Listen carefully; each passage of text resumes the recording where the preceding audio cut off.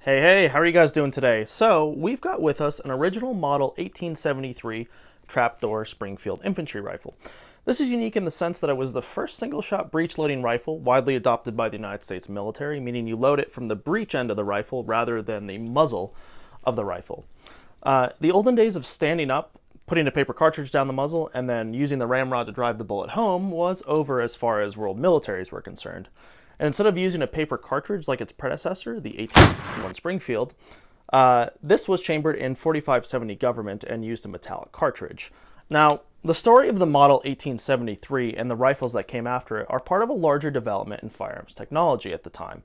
Going back to the 18th century, gunsmiths and militaries had been seeking and experimenting with breech-loading guns. The advantages were pretty obvious. You don't have to stand up to load, exposing yourself to enemy fire, and you can decrease the loading time per person, thus increasing the Army's firepower. But just like any technology, it takes time and dedicated people to develop it. For the story of the breech loader in Europe, you had the Dreisen needle gun developed by the Prussians and the Chassepot developed by the French. But many of the early breech-loading rifles in the United States were developed by private industry. The most recognizable were the Spencer repeaters, the Remington rolling blocks, the Sharps rifles, the Henry repeaters, which it was said you could load on a Sunday and shoot all week long. Now, the American Civil War really sped development up as breech loaders were issued on a very limited basis or purchased as private weapons by individual soldiers who could afford them.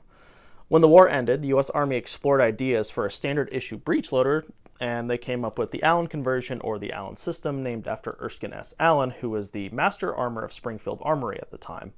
The design was pretty simple. Take the existing 1861 Springfield, cut the lock plate to accept a breech block that flips up and accepts and ejects the shell, but it kept the current hammer and many of the original breech block parts. After several years of experimenting and many trials, the Ordnance Department of the United States Army and the War Department approved and dubbed this gun the Springfield Model 1873. It fit the Army's need for a breech-loading rifle that was relatively inexpensive and would discourage individual soldiers from wasting ammunition. Now, from 1869 to 1898, the entirety of the U.S. Army on paper averaged around 48,000 men, and were pretty sparsely stretched out over a pretty vast frontier.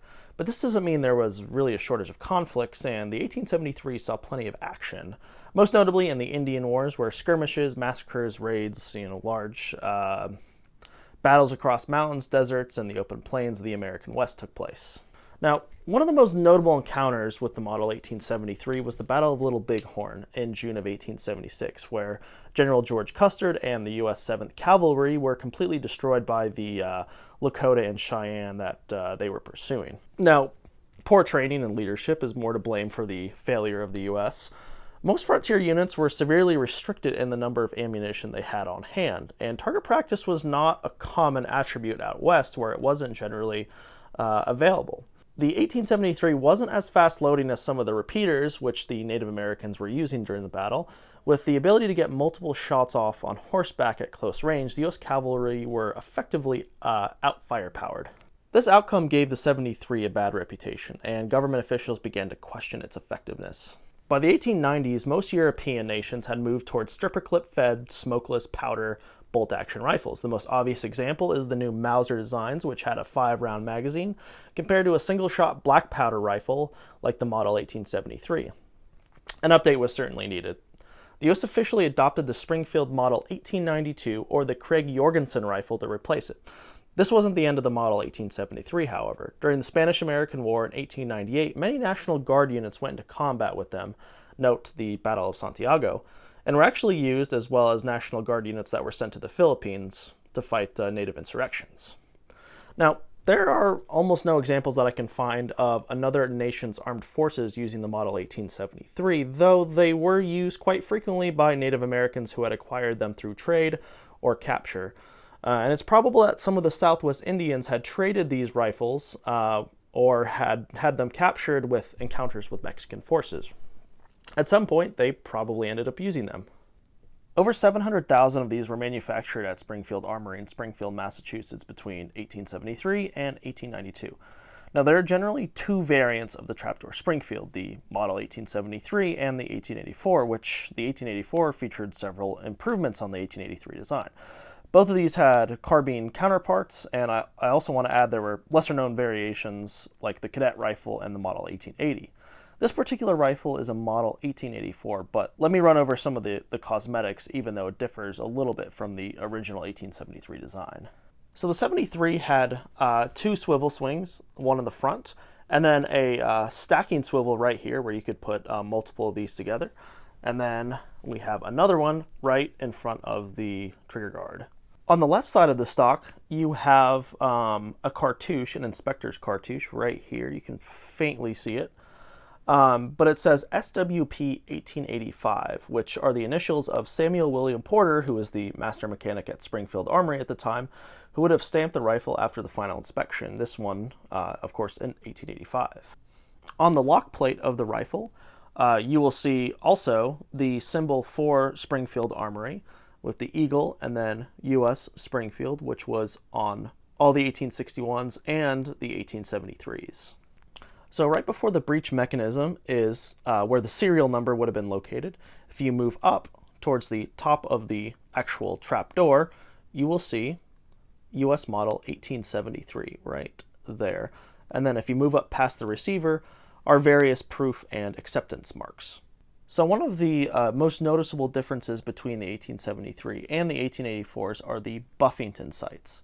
The main difference is that with the Buffington sights, the shooter had the ability to adjust for windage. So, and it also graduated to 1,400 yards.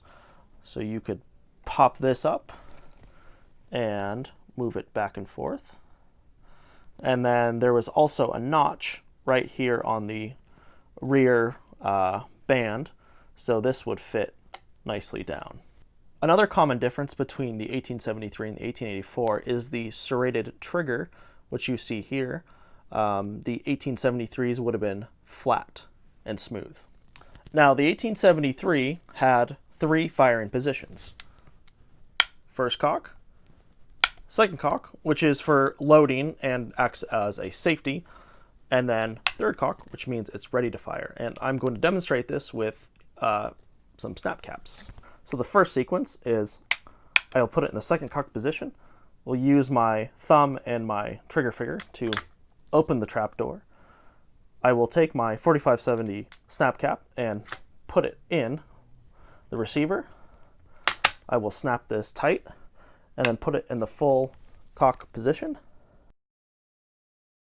And then the gun, of course, will fire. And then to reload, I will put it back into the second position. This will not allow the hammer to go forward, but I can eject the shell. And then you can see right here is the ejector. So this will push it out, push the empty cartridge out. And then I can simply just put a new one in, close it again, put it in the cock position, put it in the second position, and then it will eject.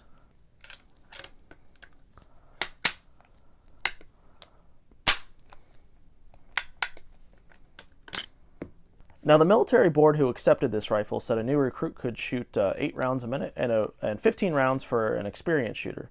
While I'm neither of those, let's go check it out on the firing range.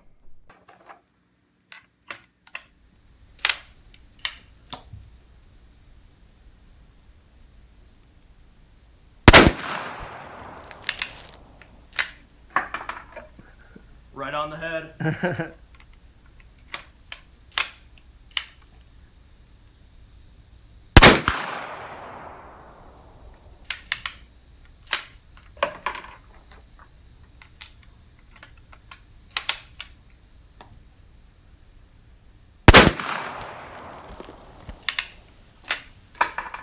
That action is so cool.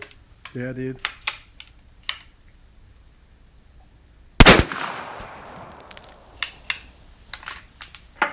Just pops right out.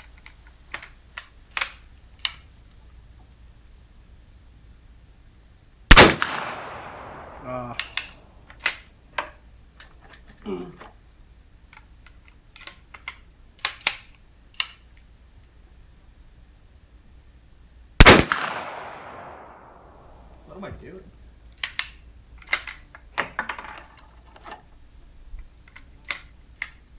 So that's 8 for 4 cans right now, which is pretty bad. Well, I mean, you are really way closer than the gun was designed or sighted to shoot. Huh.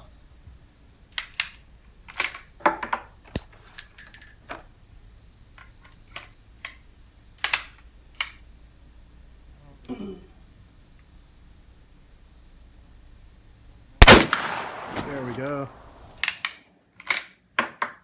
Beautiful.